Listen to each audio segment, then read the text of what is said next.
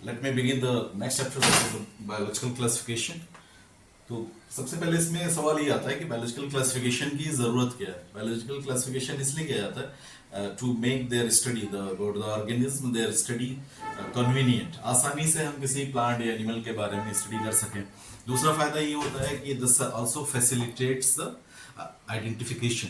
हमें पता चलता है कि मान लो कि हमने एक उस पर्टिकुलर फाइलम या क्लास या फिर फैमिली के बारे में we have done the study of one particular representative, तो हम आसानी से पूरे ग्रुप के बारे में एक इंफॉर्मेशन, एक रफ टफ आइडिया हमें मिल जाता है। तो that is why classification is needed. तो ये तो हो गई नीड की बात। Then you will find out the beginning of this chapter is NCERT में it is written that since the dawn of civilization the many attempts have been made to classify the organism। तो शुरुआत से ही civilisation जब शुरू हुई तभी से लोगों ने, साइंटिस्ट ने कोशिश की टू डू द क्लासिफिकेशन। ठीक है, रीजन मैंने बता दिया कि उसके क्या फायदे हैं। फिर उसके बाद से इसमें यू विल फाइंड आउट कि that the early classification was done instinctively का मतलब ये एनसीईआरटी में वर्ड यूज किया, इसका मतलब ये है बिल्कुल नैसर्गिक रूप में, नेचुरल वे में, बहुत ज्यादा उसके ये नहीं जानने बगैर कि इसका क्या साइंटिफिक पैरामीटर क्या इस्तेमाल किया जाए। तो इन्होंने बिल्कुल जो एक कह सकते हो कि without going in details etcetera एक नॉर्मल क्लासिफिकेशन कर दिया था। और उसका बेस था बेटा यूज, कि उस प्लांट या एनिमल या ऑर्गेनिज्म का यूज क्या है। ठीक है, और use as you know generally base उसके लिए किस चीज के लिए इस्तेमाल करते थे, जैसे एज यू नो फूड में को in the form of food कैसे इस्तेमाल कर सकते हैं, शेल्टर में कैसे उसकी यूटिलिटी है, या फिर जो थर्ड चीज है दैट इज द क्लॉथिंग, या जो आमतौर पे बोलते हैं कि रोटी कपड़ा और मकान, इसमें क्या इस्तेमाल हो सकता है डिफरेंट ऑर्गेनिजम्स का। तो ये बेस था शुरुआत में कि instinctively they use the what is utility of the organism as food, as the shelter, as the like shelter में कैसे आप समझ सकते हैं, जैसे प्लांट्स के कुछ पार्ट हट वगैरह बनाने के काम आते हैं। Food as you know many cereals we are going to eat. Clothing, जो कपड़े हम जो पहनते हैं, कॉटन हुआ या फिर और डिफरेंट तो क्लॉथ्स हैं, वो किसके बने हैं, तो they are made up of like actually obtained from the different sources just like cotton। botanical name of cotton is Gossypium hirsutum, am I right। उसके बाद से फिर एरिस्टोटल साहब ने फिर और साइंटिफिक क्लासिफिकेशन की शुरुआत हुई। तो इसमें पहला नाम आता है एरिस्टोटल साहब का,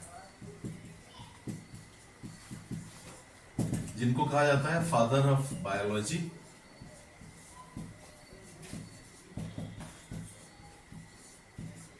and father of zoology।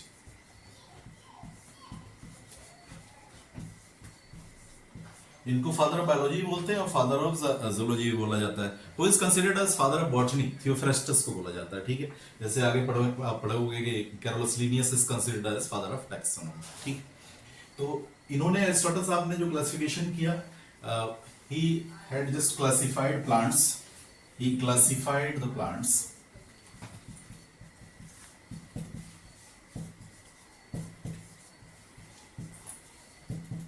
into trees, shrubs and herbs।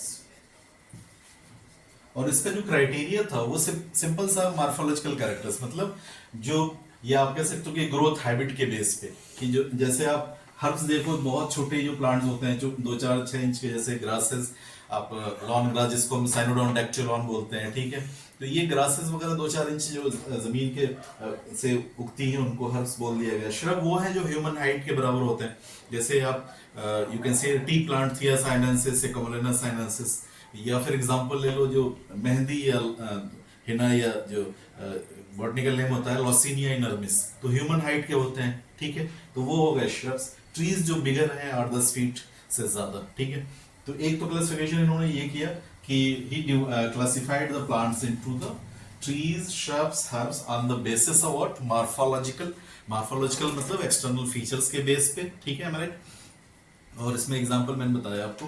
इसके बाद से also he just classified animals he classified animals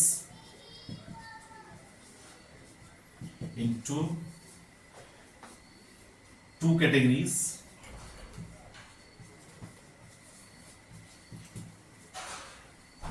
दो कैटेगरीज क्या इन्होंने डिसाइड किया। एक पहली चीज उन्होंने कहा कि जिनमें इनाइमा, those animals are having the red blood just like us, उनको उन्होंने कहा कि इनको they are put under one category. दूसरी कैटेगरी जो थी दैट इज कॉल्ड एज एनाइमा, तो जिनका ब्लड जो है रेड के अलावा कोई और, जैसे कॉकरोच पेरिपेलनेटा अमेरिकाना का जानते हैं, वो कलरलेस उसका ब्लड जो है, ठीक है, या फिर व्हाइट होता है, या फिर you will find out some other spiders, मकड़ी जो होती है उसमें you will find out bluish colour का द ब्लड होता है। तो ये सब एग्जांपल किसके हो जाएंगे, लाइक स्पाइडर्स जिनका ब्लड, या कॉकरोच,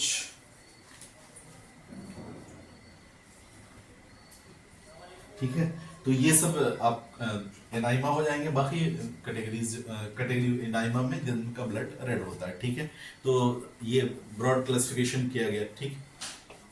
उसके बाद से फिर let me talk about the contribution of Carolus Linnaeus.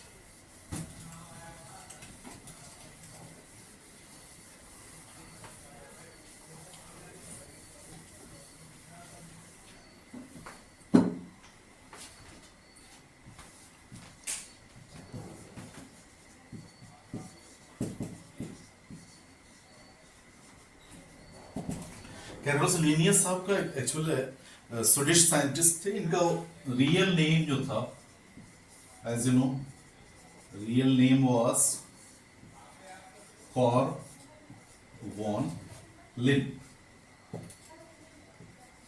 ठीक है।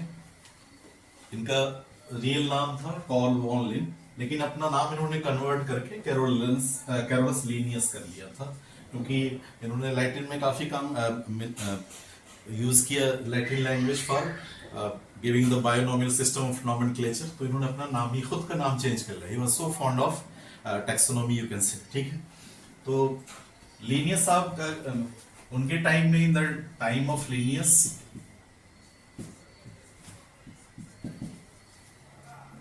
या आप कह लो कि लीनियस ने जो क्लासिफिकेशन किया उसमें he divided, Carolus Linnaeus, he gave the two kingdom classification.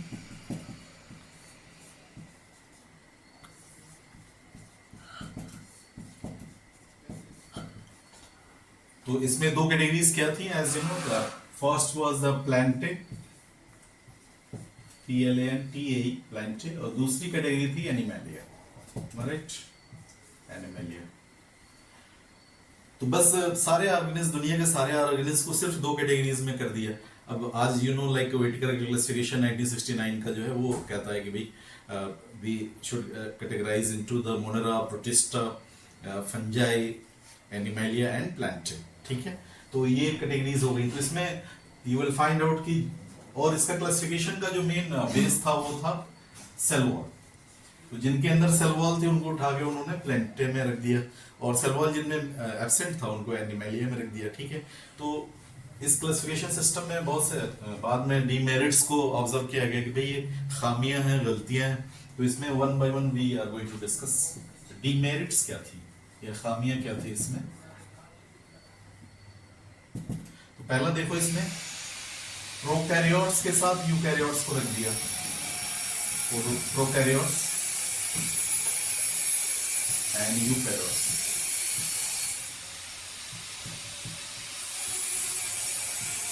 were kept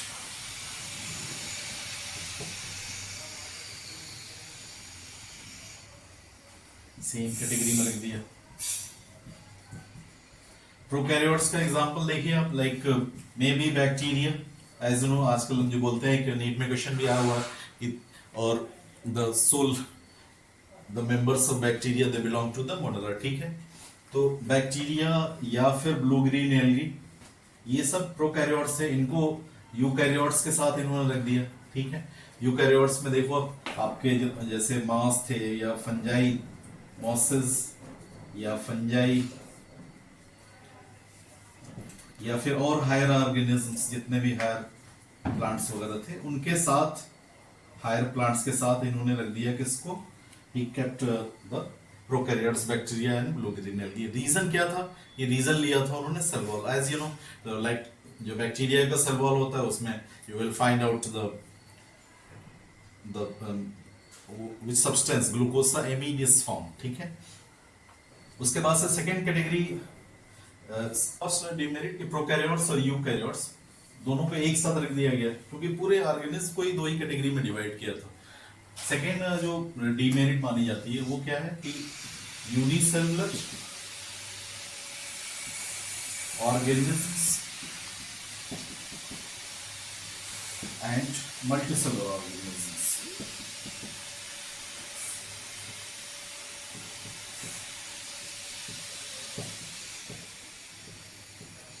unicell इनको बोथ केप्ट, इनको भी एक साथ रख दिया गया। जैसे यूनिसेलुलर ऑर्गेनिज्म में you will find out Chlamydomonas, ये अलगा होता है Chlamydomonas,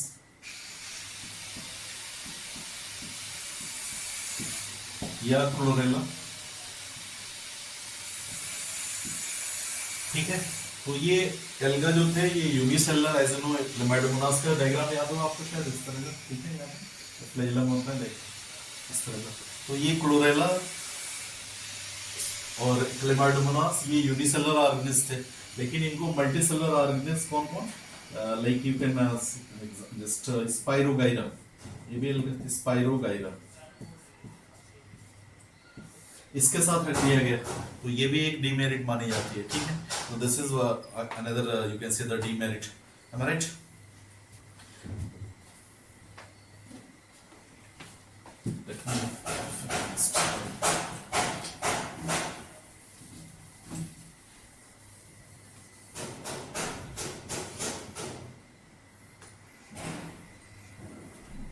Third demerit was they in this the two kingdom classification, photosynthetic algae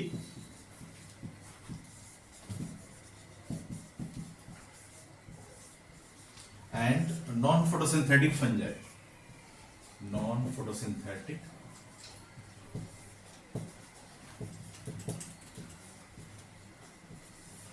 इनको भी एक साथ रख दिया गया, तो दिस इज आल्सो डीमेरिट। भाई एक फोटोसिंथेसिस कर रहा है algae, as you know algae का definition, father of algae is a fish.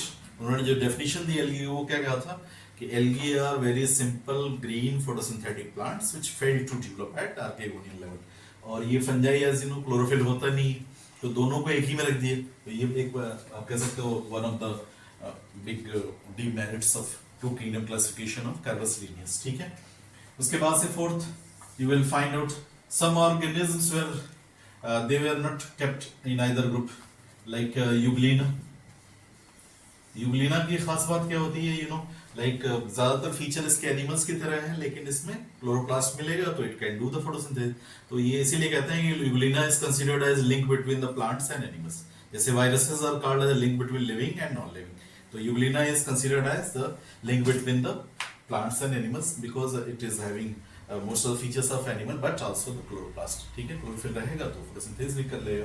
तो Euglena like organisms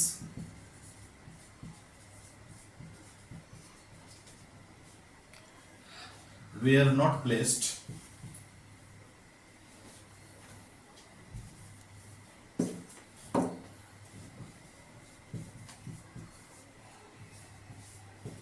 in either group, किसी भी ग्रुप में ना,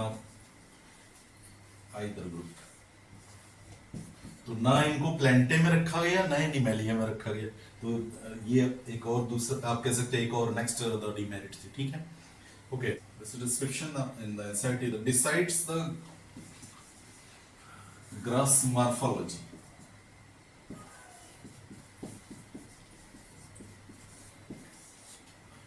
Grass, as you know, totally कह सकते हो कि पहले जो क्राइटेरिया था सिर्फ मॉर्फोलॉजी था, तो now they felt that besides the morphology they started considering other factors जैसे cell structure, the mode of nutrition,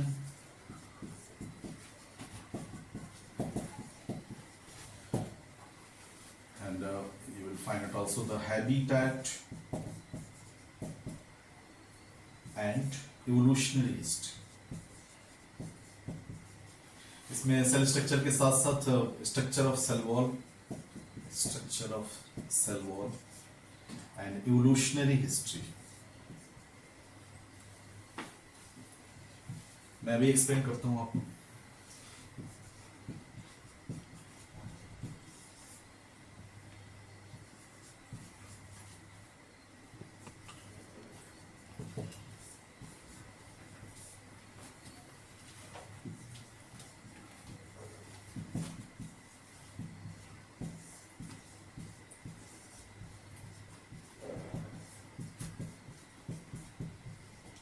तो इसमें देखिए कि साथ साथ मॉर्फोलॉजी के साथ साथ हमने सेल स्ट्रक्चर, मतलब उसका सेल किस तरह का होता है, प्रोकैरियोटिक, यूकैरियोटिक, उसमें सेल वॉल कैसी है, जो बैक्टीरियल सेल वॉल या फिर एजिनो फंगस की में काइटिन होगा, हायर प्लांट्स में सेलुलोज होता है, मोड ऑफ न्यूट्रिशन ऑटोट्रॉफिक है, हेटरोट्रॉफिक है, हैबिटेट जहाँ पे वो प्लांट्स ग्रो करते हैं, एक्वेटिक है या फिर जीरोफाइट है, एंड इवोल्यूशनरी हिस्ट्री, इसको क्या कह सकते हैं बेटा, evolutionary history is called as phylogeny.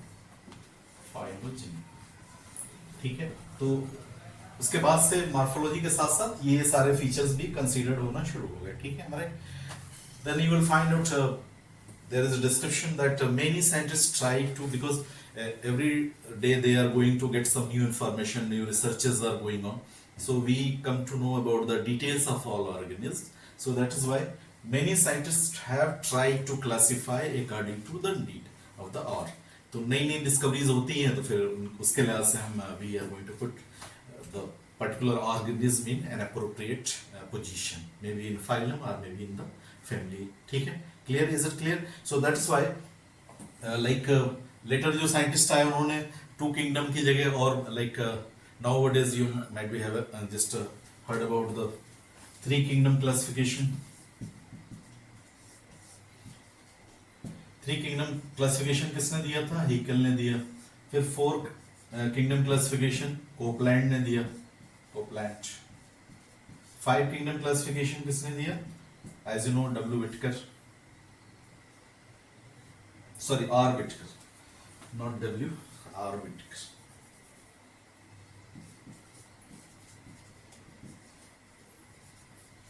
(1969). ठीक है, तो उसके बाद से फिर six the kingdom classification, this is of Carl Woese.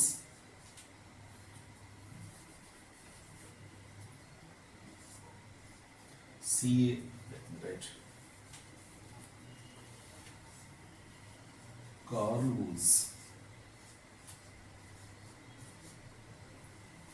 इन्होंने जो लास्ट जो क्लासिफिकेशन किया है कार्ल वूज साहब ने, इन्होंने क्या करा कि जैसे आप जानते हैं कि जो 7 ऑब्लिगेट कैटेगरीज होती हैं, जैसे kingdom, phylum, class, order, family, genus, species, तो किंगडम के ऊपर डोमेन को रखा, 3 डोमेन्स में और डिवाइड किया है। तो ये डोमेन की पोजीशन इन्होंने किंगडम के ऊपर रखी है। ठीक है, तो एक बार ये क्वेश्चन आया हुआ नीट में। तो अब देखो आपकी जब शुरुआत हुई तो केवल क्राइटेरिया क्या था? At that time criteria was only use, कि क्या इस्तेमाल हो सकता है रोटी कपड़ा मकान के लिए, फूड शेल्टर एंड क्लॉथिंग के लिए। लेटर ऑन फोकस किस पे हो गया कि भाई जब एरिस्टोटल फादर ऑफ बायोलॉजी या जूलॉजी, उन्होंने कहा कि प्लांट्स को डिवाइड करते हैं ट्रीज में, श्रब्स में एंड हर्ब्स में। फिर एनिमल्स को, those who are having the red blood, उनको बोल दिया इनाइमा, और जो नहीं रखते रेड ब्लड उनको बोल दिया एनाइमा। ठीक है, फिर उसके बाद से कैलोसिलीडियस की एंट्री होती है। इन साहब ने सारे ऑर्गेनिज्म को सिर्फ 2 कैटेगरीज में डिवाइड किया। कौन कौन? पहला जो था वो कैटेगरी प्लेंटे, PLANTAE, प्लेंटे बोला जाता है। ठीक है, और एनिमेलिया। तो प्लेंटे में क्या कर दिया, जिसमें भी सेल वॉल था, में भी बैक्टीरिया, में भी लाइक और किसी में जो भी जिनमें सेल वॉल था उन्होंने उठा के रख दिया प्लेंटे में, और सेल वॉल नहीं था उसको उठा के एनिमेलिया में रख दिया। तो मैंने डिस्कस किया अभी कि व्हाट वर द डीमेरिट्स। तो demerits we have already discuss about that. फिर further you can say advancement होता गया, as you know that is the need of the hour. तो बिसाइड्स द ग्रास मॉर्फोलॉजी या external features के अलावा हमने और चीज़ें इंक्लूड करना शुरू किया। सेल का स्ट्रक्चर कैसा है, स्ट्रक्चर ऑफ सेल वॉल क्या है, सेल वॉल किस में कौन सी सेल वॉल मिल रही है, फिर मोड ऑफ न्यूट्रिशन क्या है, हैबिटेट, एवोल्यूशनरी हिस्ट्री, ठीक है। और डिफरेंट साइंटिस्ट ने फिर they have just according to the need of the hour they have brought many changes, ठीक है। तो इसमें 2 किंगडम के बाद 3 किंगडम देखिए हीकल साहब का है, 4 किंगडम कोपलैंड, 5 बाय विटिकर और 6 दैट इज द लेटेस्ट माना जाता है, और कॉर्ल वूज, ठीक है। तो this is the latest development. Now I will discuss about the Whitaker's 5 kingdom classification in detail. The table is given in NCERT textbook, so I am going to draw the table. Students, I have already drawn this table to avoid the loss of time. So this is the table number 2.1 in the textbook. So you will find out this is there. So you will find out that 5 kingdom classification, as you know, Monera, Protista, Fungi, Plantae and Animalia. Monera is a group of the organisms which are unicellular but prokaryotic, ठीक है। Protista is, you know, unicellular तो है लेकिन they are eukaryotic, and fungi, you know, they are eukaryotes, Plantae, Animalia, these all are eukaryotes। तो देखो ये पहला criteria है सेल टाइप का, फर्स्ट क्राइटेरिया मोनेरा हो गया प्रोकैरियोटिक, बाकी सारे के सारे जो हैं Protista, Fungi, Plantae, Animalia, these all are eukaryotic cells. फिर सेल वॉल नेक्स्ट जो क्राइटेरिया है वो है या कैरेक्टर है जिसके बेस पे हम 5 kingdom classification was done by R H. Whittaker 1969। Second is Monera. Monera का जो सेल वॉल है बेटा वो नॉन सेलुलोजिक होता है, ठीक है, and it is made up of polysaccharides plus amino acids, right. बाकी में देखिए आप प्रोटिस्टा में भी like you will find out cell wall, कुछ में सेल वॉल मिलता है, कुछ द मेंबर्स ऑफ प्रोटिस्टा में। फंजाई का जो सेल वॉल है वो काइटिन का बना होता है, ठीक है, यू नो द डिफरेंस।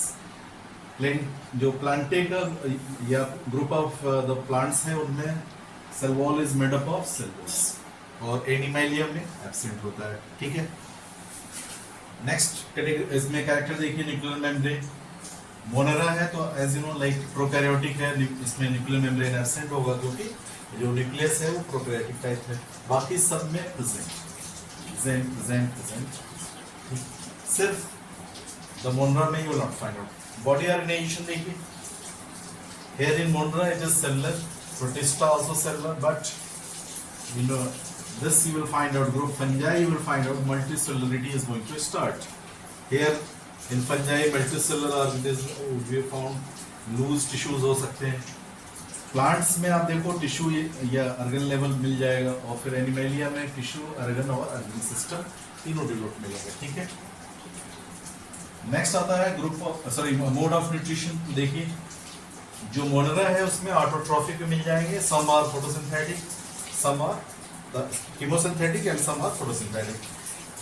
इसके अलावा कुछ हेट्रोट्रॉफिक भी होंगे जैसे सेप्रोफिटिक या पैरासिटिक। सेप्रोफिटिक और पैरासिटिक में फर्क क्या है, जो डेड और डिकेइंग मटेरियल पे सरवाइव करेंगे वो सेप्रोफिटिक, और पैरासिटिक जो those show the host parasite relationship, ठीक है, जिसमें होस्ट को हमेशा नुकसान होता है। Host is always harmed and parasite is always benefited. Protista में देखिए ये ऑटोट्रॉफिक हो सकते हैं या फिर हेटरोट्रॉफिक भी हो सकते हैं, जो यूनिसेलुलर यूकैरियोट्स हैं। फंजाई में देखिए दे आर हेटरोट्रॉफिक क्योंकि इनके अंदर क्लोरोफिल नहीं है, तो obviously they are either going to be saprophytic और पैरासिटिक। नेक्स्ट देखिए जो प्लांट ग्रुप है या प्लांटे में ऑटोट्रॉफिक है, इसमें कहा जाता है कि दे आर एक्सक्लूसिव ऑटोट्रॉप्स, ये एक्सक्लूसिव ऑटोट्रॉप्स है। बाकी में देखो जैसे आपका जो मोनेरा ग्रुप है वो भी ऑटोट्रॉफिक है, जो प्रोटिस्टा ग्रुप है वो भी ऑटोट्रॉफिक है, और ये थर्ड कैटेगरी जो द ग्रुप इज प्लांटिया ये भी ऑटोट्रॉफिक है, लेकिन इनको कहा जाता है कि they are exclusive the autotrophs, ठीक है। एनिमेलिया में देखिए दे आर हेटरोट्रॉफिक, जाहिर है they can't make their own food like us, so we are dependent others. इसमें दो मोड हो, इसमें यू विल फाइंड आउट या तो होलोजोइक होंगे या फिर सेप्रोफिटिक, ठीक है। तो ये तो this is the table is there NCERT already, it is 2.1 table. इसमें इंपॉर्टेंट क्या है कि बहुत से क्वेश्चन इससे बनते हैं, ये टेबल इतनी सिंपल नहीं है, जस्ट इट लुक्स, इसमें ढेर सारे क्वेश्चन हिडन है। तो क्वेश्चंस कुछ मैंने ऑलरेडी लिख रखा है यहाँ पे, तो यू विल फाइंड आउट कि what are the different the questions which can be asked and already few questions have been asked. Just like यहाँ पे देखिए एक क्वेश्चन नीट 2012 में पूछा था, मैक्सिमम न्यूट्रिशनल डाइवर्सिटी फाउंड, किस किंगडम में सबसे ज्यादा न्यूट्रिशनल डाइवर्सिटी मिलेगी। तो देखो इस टेबल को अगर you will thoroughly go through this you will find out. देखिए मोनेरा ग्रुप में आप देखिए ऑटोट्रॉफिक भी है, ऑटोट्रॉफिक और हेटरोट्रॉफिक दोनों मोड ऑफ न्यूट्रिशन है। उसमें ऑटोट्रॉफिक जो मोड है उसमें कीमोसिंथेटिक भी है और फोटोसिंथेटिक भी है, और हेटरोट्रॉफिक में सप्रोफिटिक और पैरासिटिक। तो इसका आंसर क्या हो जाएगा, maximum nutritional diversity is found in which kingdom, this is going to be the Monera. ठीक है, am I right? इसके अलावा एक इसी मोड ऑफ न्यूट्रिशन पे क्वेश्चन आया था, दिस वाज द 2002 का नीट का क्वेश्चन है कि this was mode of nutrition is the main criteria. ठीक है, तो मेन क्राइटेरिया क्या था, द मोड ऑफ न्यूट्रिशन। ठीक है, इसके अलावा ऊपर से देखिए फर्स्ट क्वेश्चन प्रोकैरियोटिक किंगडम। तो प्रोकैरियोटिक देखो जो 5 ग्रुप्स में प्रोकैरियोटिक तो सिर्फ मोनेरा है, तो यहाँ आपका आंसर क्या हो जाएगा, Monera. Kingdom with maximum nutritional diversity already मैंने बताया आपको, तो दिस इज ऑलरेडी कवर्ड है, this question I have already discussed. ठीक है, इसको मैं हटा देता हूँ, न्यूट्रिशनल डाइवर्सिटी। ठीक है, उसके बाद देखिए multicellularity began from which kingdom. अब देखिए मल्टी सेलुलरिटी की शुरुआत किस किंगडम से हुई, तो इसमें देखो आप यहाँ पे बॉडी ऑर्गेनाइजेशन में ये सेलुलर, मोनेरा भी सेलुलर, प्रोटिस्टा भी सेलुलर, मल्टी सेलुलरिटी की शुरुआत कहाँ से हो रही है, फंजाई से। तो दिस इज द ग्रुप।